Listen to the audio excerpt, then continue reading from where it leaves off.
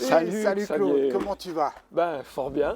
Alors aujourd'hui, émission au jardin. Oui, Qu'est-ce que tu nous proposes? alors aujourd'hui, on va regarder le biotope.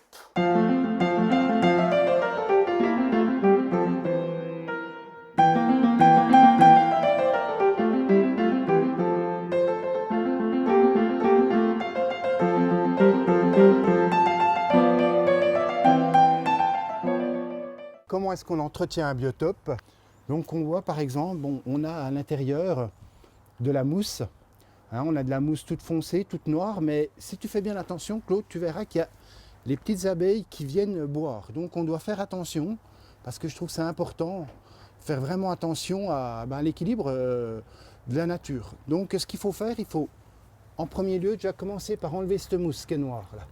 Là. Tu vois toutes ces abeilles qui me tournent autour, là, elles viennent, en fait j'ai regardé, elles ne viennent que sur le caillou. Là. Elles viennent sur le caillou, et puis un petit peu à côté juste pour boire. Donc je ne vais pas les embêter, moi je vais juste nettoyer le bassin. Il faut enlever cette mousse parce que cette mousse produit du gaz carbonique et les poissons, eux, ils ont besoin d'oxygène. Ensuite on voit qu'on a de l'herbe qui pousse.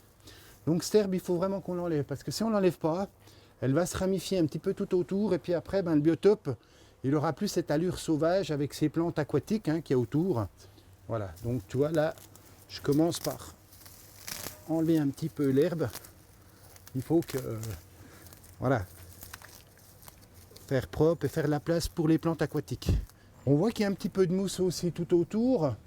La mousse se met toujours dans les endroits très peu riches en éléments nutritifs. Elle pousse sur les cailloux, sur où il y a très peu de terre. Et c'est des zones qui sont en général assez à l'ombre.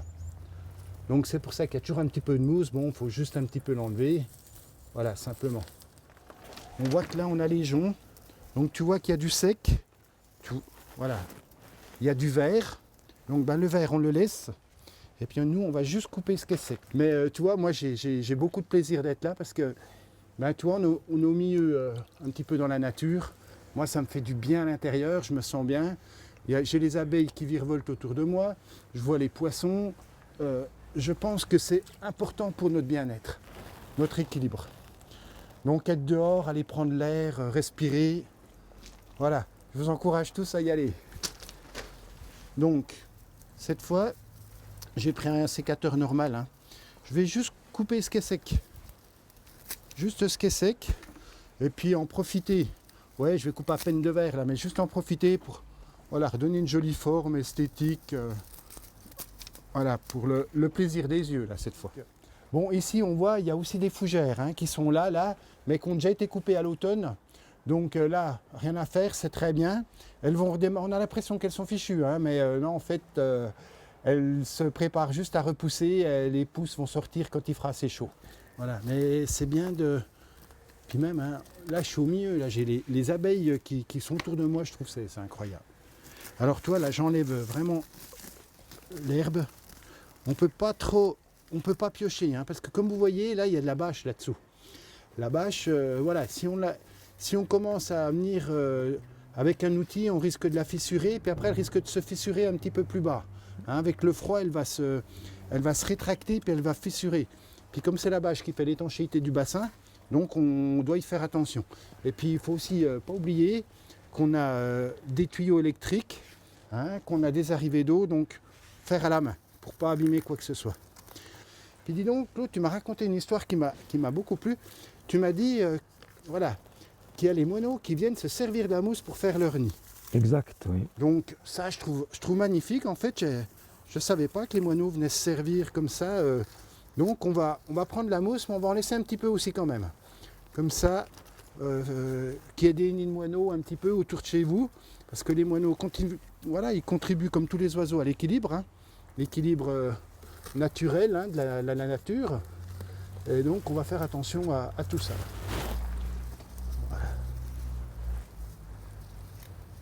Voilà, là j'enlève encore un petit peu de mousse dans l'eau. Il y a la fontaine qui s'est arrêtée.